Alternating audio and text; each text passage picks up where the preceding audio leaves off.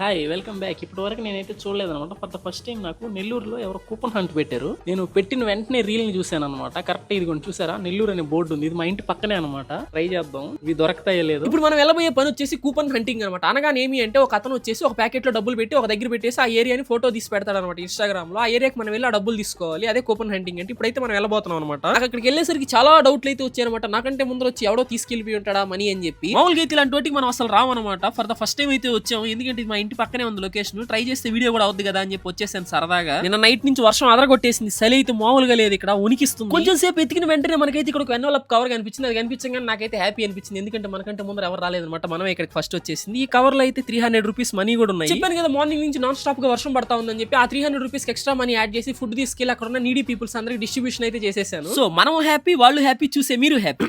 ఏంటి మేడం, ఏంటి సార్ ఇంకా లైక్ అండ్ సబ్స్క్రైబ్ చేసుకోవాలి? ముస్లిమ్స్ నవ్వులు మళ్ళీ నవ్వుదురు కానీ లైక్ అండ్ సబ్స్క్రైబ్ చేసుకోండి ప్లీజ్. ఉంటా బాయ్.